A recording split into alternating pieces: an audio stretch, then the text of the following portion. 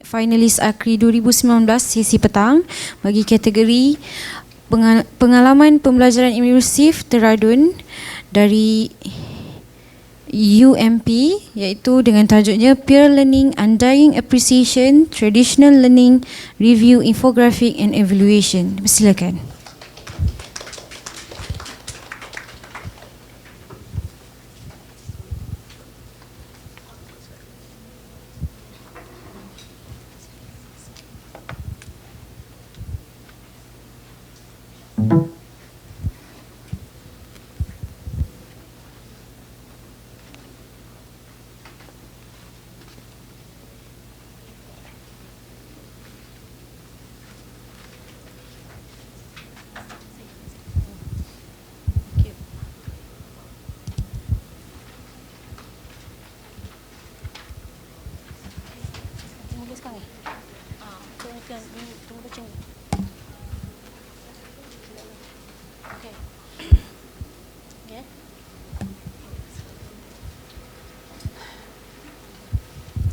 Alright, Assalamualaikum and very good afternoon to our fellow judges and also everyone who is present today.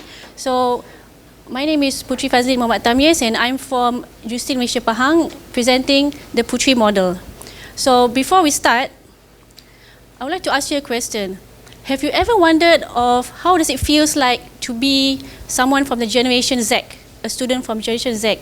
We are so, that person will be so overwhelmed with so many distractions from any angles and also with a very short attention span of even 8 seconds by watching a video, okay? And also with so many submissions or meeting the deadlines and also achieving the aspirations from your parents.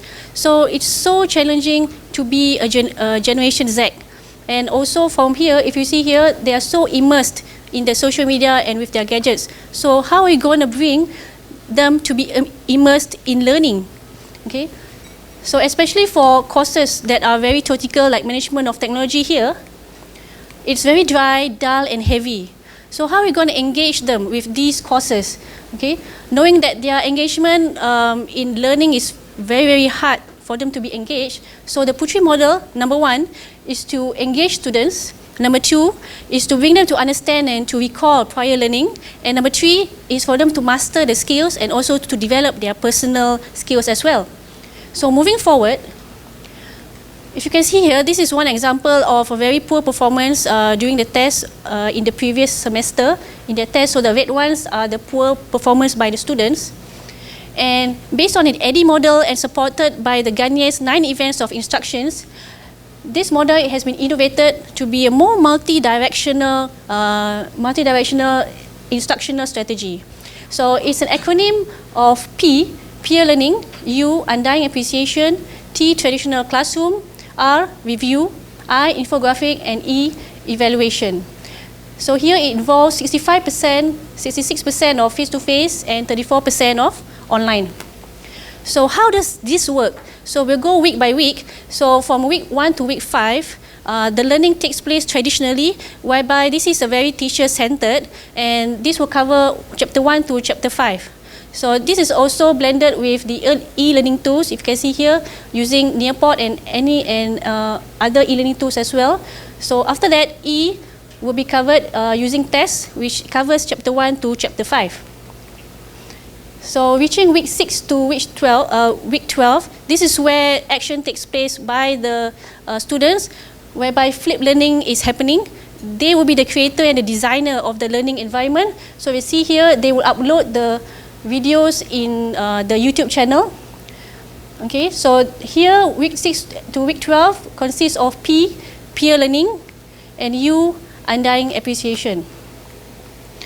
So this is examples of the peer learning videos. They actually need to come up with a video, but they need to know what's the content to be put in the video. So actually they are segregated into a few groups. They are given a topic, so they want to find their own literature and their own content. And how does this U come about is the undying appreciation and love by the lecturer to facilitate the process along the way to ensure the content is verified and correct. So from there, they need to also think the simplest way for their friends to understand the lesson. So it's quite a challenge for them, but then they will have the same wavelength and they will understand the friends teaching videos. So from the teaching, they will learn by teaching. They will have higher understanding, and from the one who are being taught, they will enable them to watch the YouTube anywhere, anyhow, and anytime. Okay.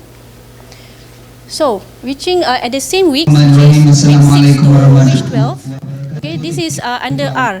R is review, where two activities take place, which is one, speak up corner, and number two is assessment done by students for students. So after a week of them studying the content in the video, they will come back to class, and the one who did the video will have to assess their friends. So they will have activities such as, for example, like this one. This is a mind map online, done by the students to make sure they understand the content. And also this one is a concept map. Okay, this is offline, okay, made by students for them to ensure they understand the concept. This is actually all the chapters in the course, so they need to link between whatever keywords and how they relate with the chapters. So this is concept map and mind map. This is the results for the peer learning. And also for the e-learning tools, they also assess using quizzes and others like Kahoot and many others. These are videos by the Speak Up Corner. Why we do this is because we want them to be exposed to the latest news on the technological innovation. So they are forced to know and to be adapted and abreast with the changes. So here are some of the speeches. Also, they also did crossword puzzle as well. So this is week 6 to week 12. From chapter 6 to chapter 10. Now, reaching to week 13 and week 14, along the semester, they need to do a site visit whereby they need to go to the company and also report how does the company manage their technology. So from there, they need to go back and make a report and try to relate what is the theory that we have learned in class and relate with what they have learned from the industry. So they need to do a summary, and from the collection of these summaries, they will learn HP Reveal, how to do AR inside. The reason they want to do AR is because we want to see the video from the peer visit. So from the summary, you can see how the AR is being done. So they actually can link between the theory and the practical. Okay, and they can explore by themselves, where they are very excited to explore the e-learning tools using HP Reveal. So there are, most of the pictures we can watch the videos. Now reaching to the end of the week, okay, using the OBE system, okay, where final exam takes place for 3 hours. So this is for all the chapters. So E is evaluation. So E not only exam but also test is being done under E. Okay, so the impact is on the cognitive domain. So moving forward to the project impact, okay, if you can see here from the course outcome, which is to identify the terms, definitions, okay, they are able to reach the course outcome where they have increased the grades at the end of the final exam.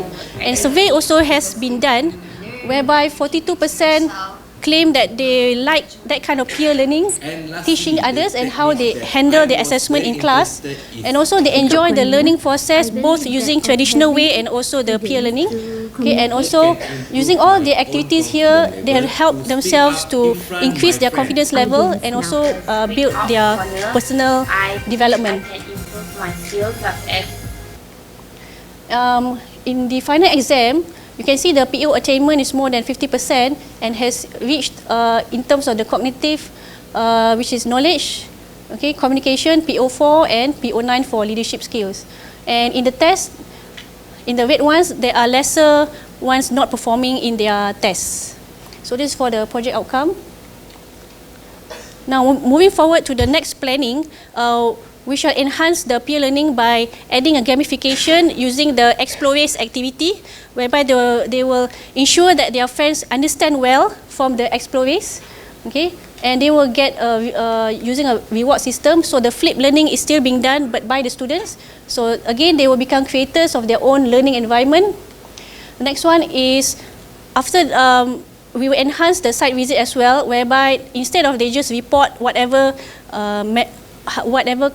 company have managed the technology, but instead they need to solve the company's problem, okay, by using the tools used in class. Okay, so they are forced to think creatively how to solve the problems, okay, and also be more analytical and be more competitive because they will compete with other groups. Alright, the next one is after that they will need to present the proposal of their improvement, okay, to the company itself, and marks will be given by the company. Okay, so this will improve the persuasion skills, their presentation skills, and their report writing. Self-reflection also has not been done before during that time. So self-reflection will be done by the students on their peers on how they perform in their video making and also the content. So to ensure the improvements can be made ad hoc or immediately. Another one is to work on their academic writing skills before they get ready for the final year project. So we would like to invite them to write in Medium. Medium is a platform for them to be visible in the internet, and to make sure they present their opinions on the latest technology and innovation. So it's actually similar to blogs. Okay, so this will make them more visible.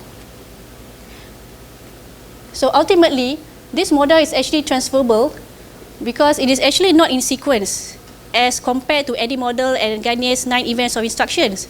And it's also not rigid because if you want to focus on only cognitive, you can use T and E instead of I, E and R for psychomotor and affective.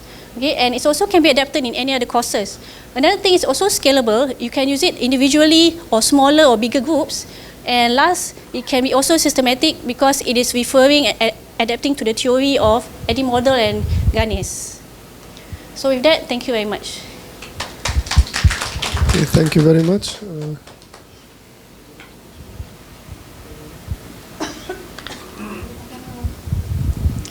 Okay, I was not a bit unclear a little bit on the undying part. Can you explain a little bit more?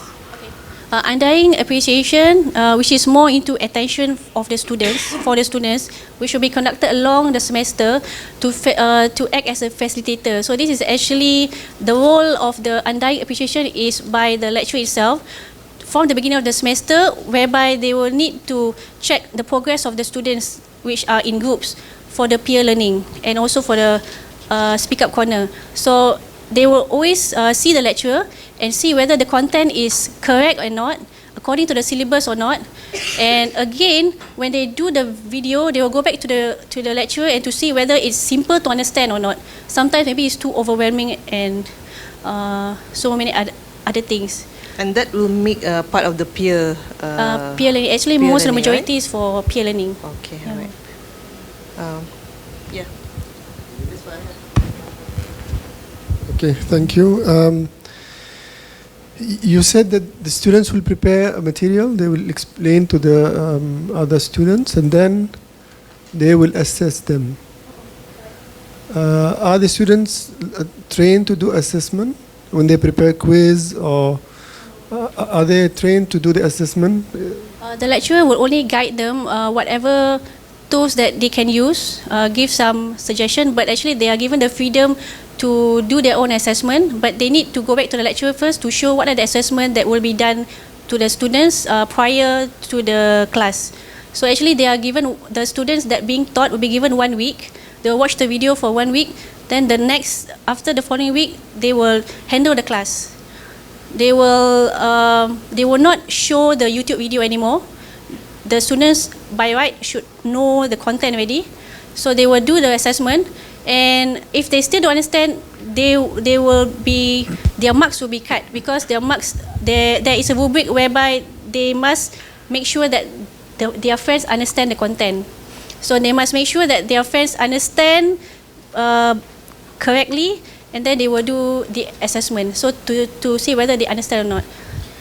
What is the percentage of marks for final tests and the student assessment? Meaning to say? Like the final, how much does it carry? Oh, how much carry? If you look at the table for peer learning. Oh, sini, sorry. Pergi dekat yang slide atas. Look at peer learning yang ni dia. Bawah lagi. So actually for the peer learning, okay, so the video is 25 hours and then the marks actually is, wait tengok yang lagi. So it's a group assignment, 20% for Speak Up Corner and also for the assessment. So Speak Up Corner is 10%, the activities are done, which is the assessment for 10% as well. This one from the students to the students. To And the students. from your side? For size, I will be there and I will check how they deal with the performance of how they assess, not based on their marks of the assessment, because it's not recorded. Like for example, Kahoot, Nearpod, things like that. So it's not inside the carry marks. It's actually how they perform creatively and how they do at the assessment. Okay. You say they will present to the company? Present to the company, that one is for the future planning.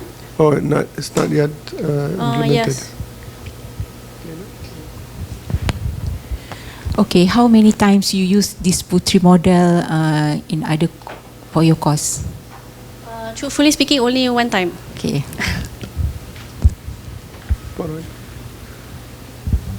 It just started, or you start with one time and you stop? Actually, the thing is, I started last year, September, and then I wanted to continue, but I delivered a baby, so I stopped for a while. So this semester I'm going to continue. Okay, this is more on the individual of the course that you are conducting. Okay. So I know this is under the blended, right? What is the key thing that really stand out here? Can you highlight again? Because blended has been for quite some times. What is the wow things that you think that this would be very effective for the students? The wow thing is actually it's adapting with the Ghanaia's 9 events. So it's actually similar to the Ghanaia's and the Eddie model. If you can see at the slide first kali. Sorry atas kali.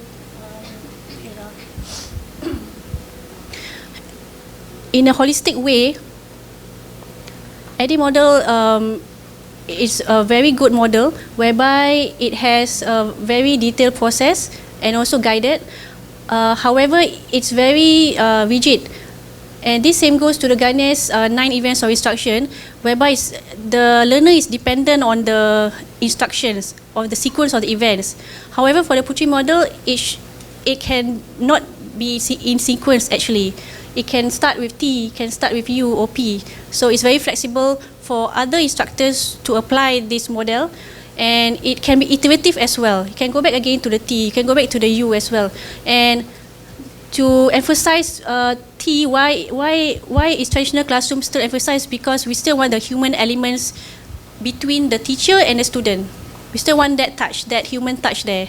Okay, so again, it's very transferable because it's not in sequence and it's iterative. So that's the uniqueness of this model. Okay, and then week 13 to 14 you have infographic, right? Which you showed just now, the mind mapping thingy.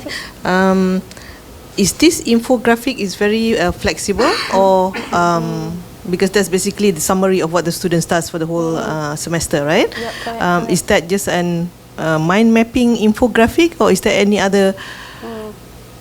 It's actually, infographic is just a general term. However, knowing that the generation Z is very prone to visual form, not reading books, so as long as it's in very attracting visual, it's okay. So another example that they can do is also a poster and also interactive infographic as a whole. Just how they transfer their knowledge, yes. their understanding to a more pictorial kind of yes, thing. more pictorial. All right, thanks. All right. Thank you.